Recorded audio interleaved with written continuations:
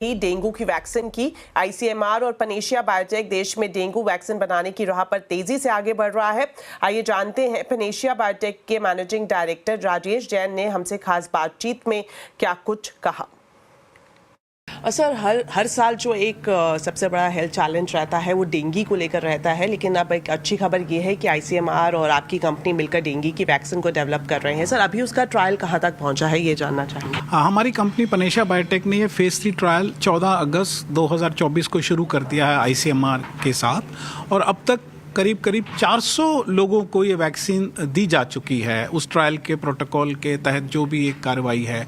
और हम ये समझते हैं कि इस ट्रायल में 19 साइट्स पे पूरे भारतवर्ष में ये ट्रायल हो रही है और करीब 10,000 से ज़्यादा लोगों को ये वैक्सीन एज़ पर जो भी प्रोटोकॉल है अप्रूव्ड बाय डीसीजीआई वो दी जाएगी। हमें उम्मीद है कि ये मार्च 25 तक ये trial at least from immunisation perspective complete हो जाएगी। उसके बाद फिर हमें वेट एंड वॉच करना पड़ेगा कि कब हम इसकी एफिकेसी वैक्सीन की दिखा सकेंगे। सर, ये जो डेंगू वैक्सीन है जाहिर तौर पर एक मास इम्पैक्ट वाली वैक्सीन साबित होगी, ऐसे में कॉस्ट इफेक्टिव रहे तो उसके लिए क्या हम उम्मीद कर सकते हैं कि ये एक अफोर्डेबल रेंज की वैक्सीन होगी?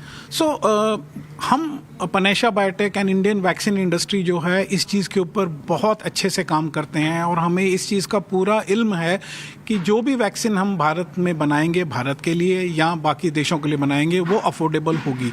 इस पे हमारा पूरा नज़र है और इस चीज़ का हमने पूरा ख्याल रखा है जब हम इस चीज़ को डेवलप कर रहे थे। अगर आपकी स्पेसिफिक पनेशिया बायोटेक की बात करें, अभी जो फोकस कंपनी का दिखाई दे रहा है वो न्यूट्रिशन रिलेटेड प्रोडक्ट पर दिखाई दे रहा है और खासतौर पर अब बच्चों के लिए आप न्यूट्रिशन से जुड़े प्रोडक्ट्स लॉन्च कर रहे हैं, उसके बारे में बताएं। भारतवर्ष में 2 साल से ऊपर वाले बच्चों में खाना से उनको सब कुछ नहीं मिलता है, तो proteins, vitamins, minerals, amino acid, काफ़ी ऐसी चीज़ें होती हैं जो खाने में उनको नहीं मिल पाती हैं और कई बच्चे ऐसे भी होते हैं जो खाना टाइम से नहीं खाते हैं। तो हमने एक ऐसा प्रोडक्ट बनाया है जिसका ब्रांड नेम चिलरन है, चिलरन। उसके अंदर 37 एसेंशियल इंग्रेडिएंट्स हम लोगों ने डिफरेंट टाइप्स के जो खाने में बच्चों के होने चाहिए, जो उनकी फिजिकल ग्रोथ, उनकी मेंटल ग्रोथ, उनकी बोन हेल्थ का ध्यान रखे। हाल फिलहाल में सरकार ने इंडस्ट्री ओरिएंटेड एक बड़ा डिसीजन लिया है कि अगर किसी कंपनी के किसी ड्रग को यूएस एफडीए या फिर बाहर के किसी एफडीए से अप्रूवल मिलता है तो इंडिया में अब दोबारा से ट्रायल करने की जरूरत नहीं पड़ेगी। तो ये जो है ये कितना पाथ ब्रेकिंग डिसीजन है? जो रूल 101 में इन्होंने चेंज लेकर आए हैं, ये पूरी इंडस्ट्री के लिए भी अच्छी बात है और मोर इम्पोर्टेंट है पेशेंट्स के लिए, उनको वो एक्सेस अफोर्डेबल और जल्दी मिले।